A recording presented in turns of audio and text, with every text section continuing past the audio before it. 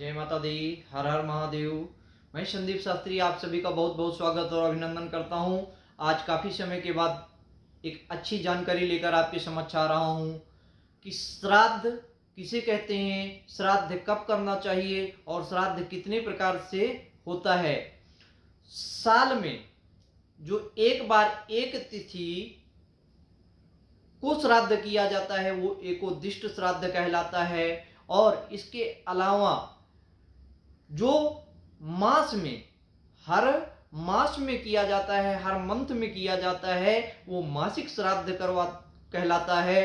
और जो 6 माह में किया जाता है वो खडमासिक श्राद्ध कहलाता है। और एक वर्ष में जो किया जाता है वो एकोदिष्ट श्राद्ध कहलाता है, जो सिर्फ वर्ष में एक ही बार उस तिथि के दिन ही किया जाता है। इसके अलावा जो श्राद्ध का कि महालय आता है जिसे पितृपक्ष कहते हैं, तो महालय और पितृपक्ष में जो श्राद्ध आता है जिसे श्राद्ध पावर्ण कहते हैं, श्राद्ध पावर्ण कहते हैं, उन श्राद्ध में किसका श्राद्ध कर सकते हैं और किसका नहीं कर सकते हैं।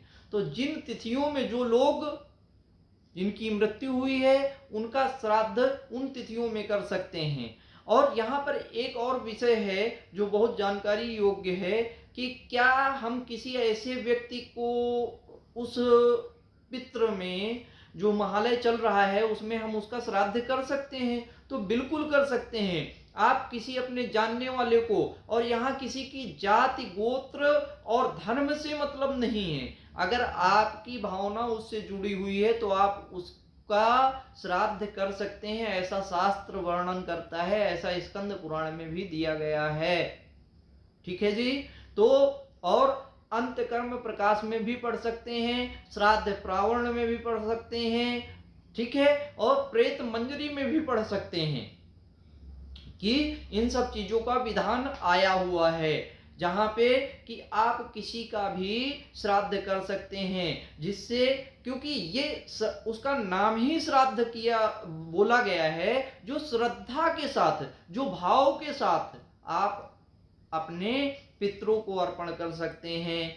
और उनको ज्यादा आपने पितरों की एकदम से शांति के लिए भगवान श्री नारायण का, श्रीमद् भगवत महापुराण का आप पितृपक्ष में अपने घर में एक अनुष्ठान करवाएं, अपने पितरों को भगवत कथा सुनवाएं और चारों धाम की यात्रा करके एक अच्छे भंडारे का आयोजन करने, और लोगों को जितना तृप्त करेंगे, जो लोग जितना तृप्त होंगे, बुजुर्ग, बूढ़े, ब्राह्मण और अनेक लोगों को जिनको भी भोजन करवा सकते हैं, जो लोग जितना तृप्त होंगे उतने ही आपके पूर्वज आपके ऊपर प्रसन्न होंगे, आपके ऊपर अपना आशीर्वाद बना के रखेंगे। श्राद्ध विषय है श्रद्धा से। आप जितनी भी श्रद्धा के साथ कार्य करेंगे आपके ऊपर आपके पितरों की अपार कृपा होगी।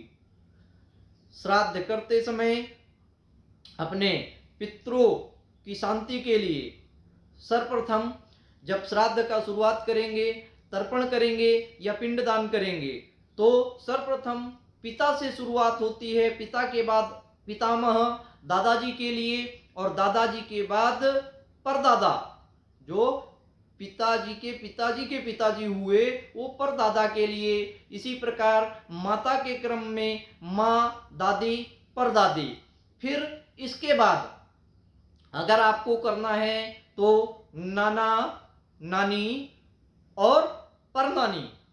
नाना का, नाना के पिताजी का, और इसके बाद नाना के पिताजी का। फिर इसी प्रकार नानी के कुल का स्मरण करते हुए आप श्राद्ध करेंगे। ऐसा जब करते हैं, और आपको तर्पण भी इसी विधि से करना है। जब हम 3 कुलों का